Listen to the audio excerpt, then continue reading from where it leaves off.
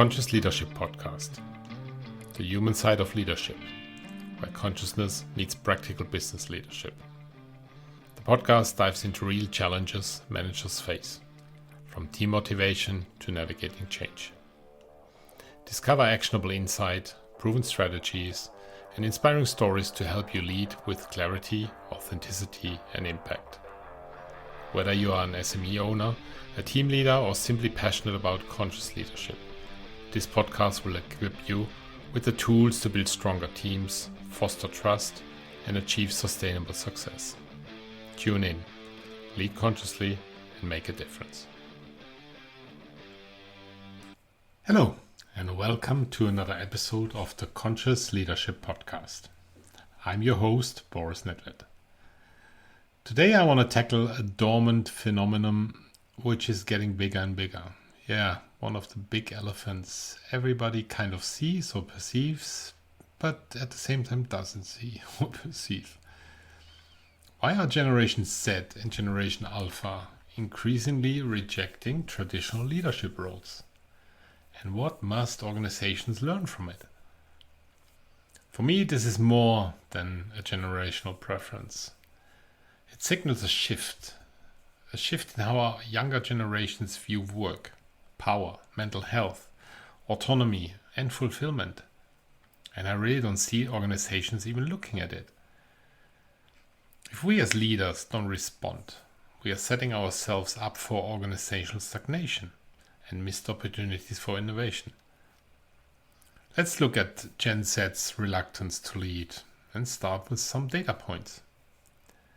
A Robert Walters survey found that 52% of Gen Z professionals in the UK would rather avoid middle management roles, primarily due to high stress and minimal received rewards. Development Dimensions International revealed that Gen Z is 1.7 times more likely than previous generations to avoid leadership roles for the sake of their mental well-being. Korn Ferry reports that 72% of Gen Z prefers to remain individual contributors. This isn't just shyness. For me, it's a conscious rejection of the outdated corporate structures we have. The term conscious unbossing, mentioned in a Business Insider post, describes this. Choosing roles with freedom, alignment, and value-driven impact instead of old-school management positions. And this trend doesn't exist in a vacuum. You know me and my love for the Gallup reports. Yeah, according to the Gallup State of the Global Workplace report of 2025, manager engagement has seen the largest drop of any employee category, falling from 30% to 27% globally. And in fact, when you look at the details, young managers under 35 and female managers saw the steepest declines. I do ask myself again and again, is no one in business leading positions looking at these statistics and at these trends? This is crucial. Manager engagement directly impacts team engagement, productivity, well-being, the revenue, the bottom line. Gallup estimates that if workplaces were fully engaged, it could unlock $9.6 trillion in global productivity. I think that's quite an impressive number. In other words, our traditional leadership systems are failing not only those avoiding leadership, but those already in it. And companies are still using the same old models, training, activities and methods to trying to address the issue. And they use the same big four consulting companies to help them. Albert Einstein famously stated, "We cannot solve our problems with the same thinking we used when we created them," emphasizing the need for a fresh perspective, an innovative solution, and a change in systems, a change in tools, a change in methods. Gen Z isn't afraid to lead. I don't think they are. They just want a new kind of leadership. They want work-life balance first. They prioritize harmony over hustle. Yeah, Deloitte Global discovered that. Oh wonder. Mental health is non-negotiable. Burnout is a red flag, not a badge of honor. CTO magazine. Autonomy trumps authority. Mastery and independence beat the management responsibilities. And purpose is power. They are motivated, but they are motivated by impact, not titles. In essence, leadership must feel meaningful, sustainable, and authentic, not just performative or profit-driven. Yet, what I see, there is no method in the established frameworks that reveals actually the intrinsic, authentic strength of people, which would reveal the meaning or our sole purpose. Everybody's craving for that. Look at all the coaching industry. What do they typically talk about? Find your sole purpose, find your purpose, find your drive, find your meaning. In early May, I attended a well-respected collaboration conference in Germany. The theme, future skills. One of the top German universities, together with industry partners, unveiled a catalogue of 17 so-called critical future skills for the next generation of workers. But let me be blunt. They were all external. All about what to learn, not who you are. It's the same industrial age mindset, just in shinier packaging, in new buzzwords. Nowhere in these 17 future skills was any space for intrinsic intelligence, energetic alignment, or innate human potential. How we can call these skills future ready if they completely ignore the essence of the human being who will be using them? And even more so if we consider the new generation to come, to the working age, the Generation Alpha. While Generation Alpha is still young, they are not possibly yet in the working sphere or in the business sphere. They are born as of 2010, so they are still young. Early signs suggest they'll double down on the statistical values mentioned before.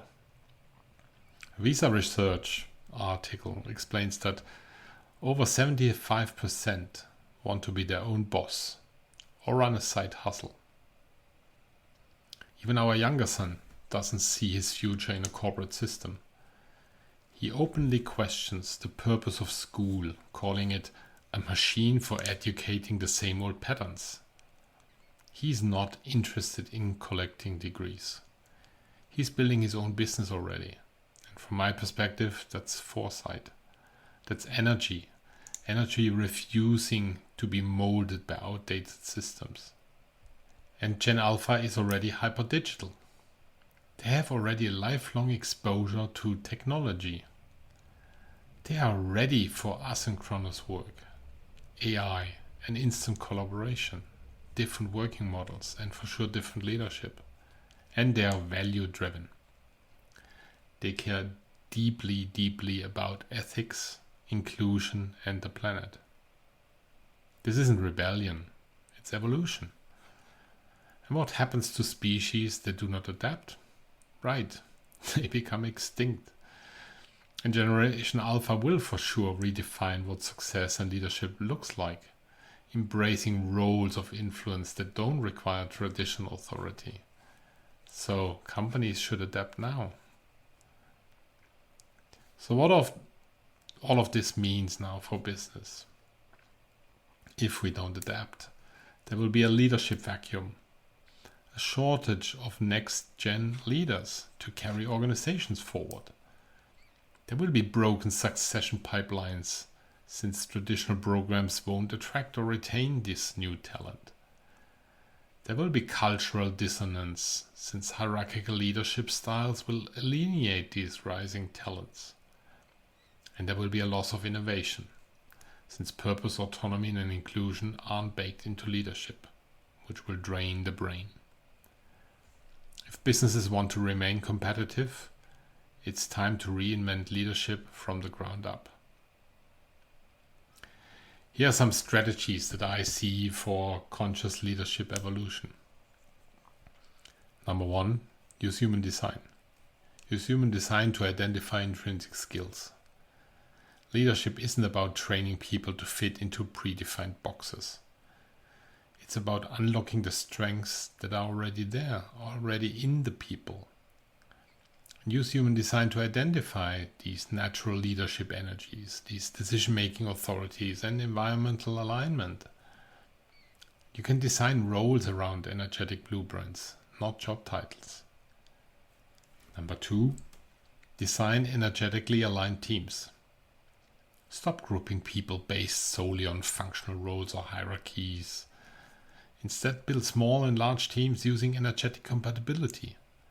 Map complementary skills, assimilation types, motivation codes, interaction styles to increase flow, reduce friction, and unlock creative synergies. Number 3, replace top-down power with energetic flow. Quantum physics has shown us that energy is the foundational force of all matter. Apply this to organizations. Where energy flows, productivity follows. Create decentralized decision ecosystems that follow energetic signatures instead of rigid reporting lines. Lead from coherence, not control.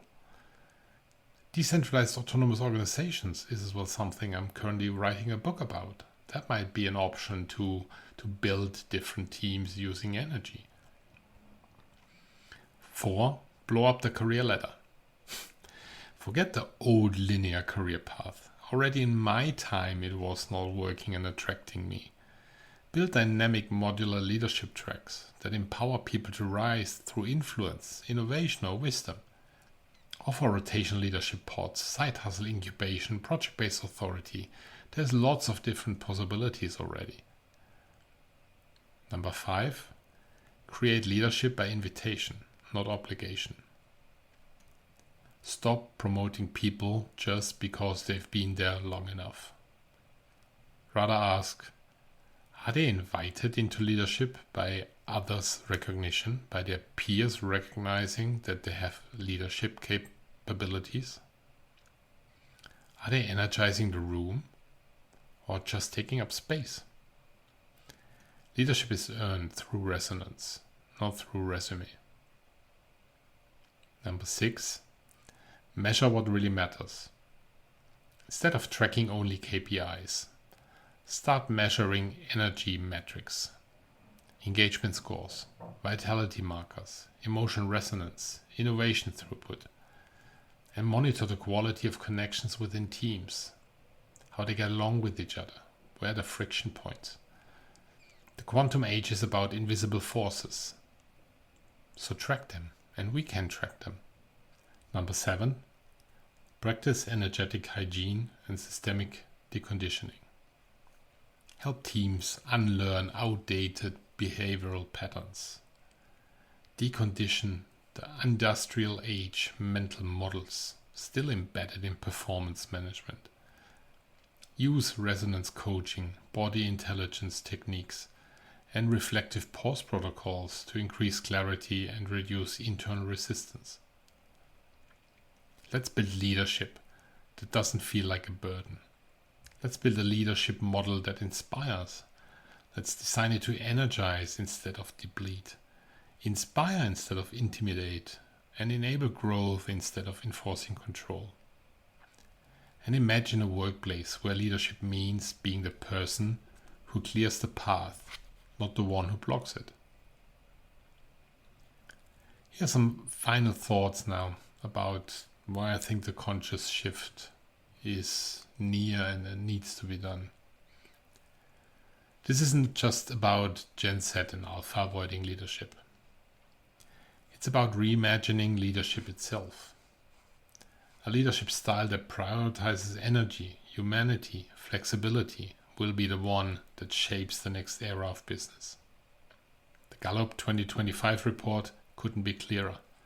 the current system is already failing today's managers. Engagement is down, well-being is dropping, and disengaged managers are creating disengaged teams. If we don't act now and do something different, the consequences will ripple through every level of the business. So here's my challenge to you. Are you designing leadership tracks your next gen talent actually wants?